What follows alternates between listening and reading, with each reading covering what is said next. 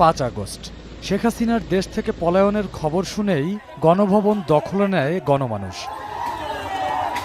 তাদের সবার কণ্ঠে তখন বিগত সরকারের দুঃশাসন এবং কর্তৃত্ববাদকে পরাস্ত করার উচ্ছ্বাস।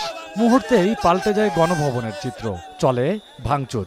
অনেকে সাথে করে নিয়ে যান গণর কণ্ঠরোধ করা এই ভবনের স্মৃতিচিহ্ন। তারপর থেকেই ধ্বংসস্তূপে পরিণত হয়ে পড়ে আছে একসময় ক্ষমতার কেন্দ্র গণভবন। 2 দিন আগে এই স্থাপনাকে জুলাই গণ অভ্যুত্থান স্মৃতি জাদুঘর করার ঘোষণা দেন বৈষম্য বিরোধী ছাত্র আন্দোলন। এর পরিপ্রেক্ষিতে শনিবার সকালে গণভবন পরিদর্শনে আসেন অন্তর্বর্তী সরকারে থাকা ছাত্র প্রতিনিধি ও উপদেষ্টা নাহিদ ইসলাম এবং আসিফ মাহমুদ। 2024 সালের জুলাইয়ের যেই গণ অভ্যুত্থান, সেই গণ অভ্যুত্থানের স্মৃতি এবং এই ফ্যাসিবাদী যেই শাসন, এই শাসনের সময়কার যেই জনগণের উপর যে অত্যাচার, নিপীড়ন, গুম, খুনের যেই স্মৃতিগুলো আছে সেগুলো সংরক্ষণ করে এই গণভবনকে একটি জাদুঘরে রূপান্তরিত করে জনগণের জন্য উন্মুক্ত করে দেওয়া হবে। গণভবন পরিদর্শন শেষে সংবাদ সম্মেলনে বৈষম্য বিরোধী ছাত্র আন্দোলনের সমন্বয়ক ও উপদেষ্টা নাহিদ ইসলাম জানান, ফ্যাসিবাদী সরকারের 16 বছরের স্মৃতি রক্ষায় নির্মিত হবে এই জাদুঘর, আর তা বাস্তবায়নে গঠিত হচ্ছে বিশেষজ্ঞ কমিটি।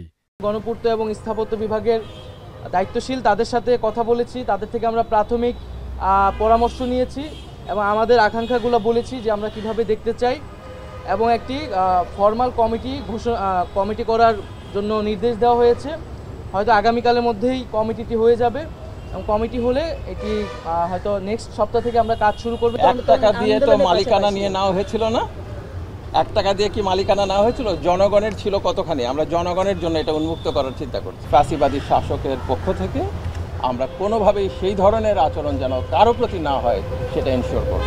গণভবনকে জাদুঘর করা হলে পরবর্তী প্রধানমন্ত্রীর বাসভবন কোথায় হবে এমন প্রশ্ন করা হলে নাহিদ ইসলাম বলেন, এই বিষয়ে পরে সিদ্ধান্ত নেওয়া হবে।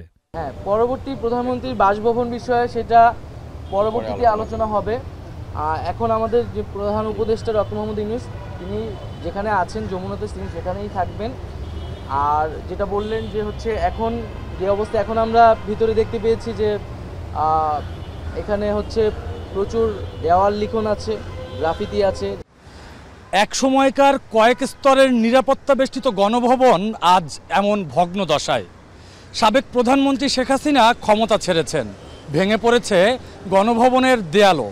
সেটিকেই জনগণের জন্য সংরক্ষণ করে জাদুঘর বানাতে চান অন্তর্বর্তীকালীন সরকার। তারা জানাচ্ছেন, গণভবন যেভাবে আছে, অর্থাৎ জনগণের আক্রোশের শিকার হয়ে যেভাবে এই গণভবনকে রাখা হয়েছে সেভাবেই এটি থাকবে, যেন ইতিহাসের স্বৈরশাসক এবং কর্তৃত্ববাদক শাসকরা এটি দেখে শিক্ষা নিতে পারেন।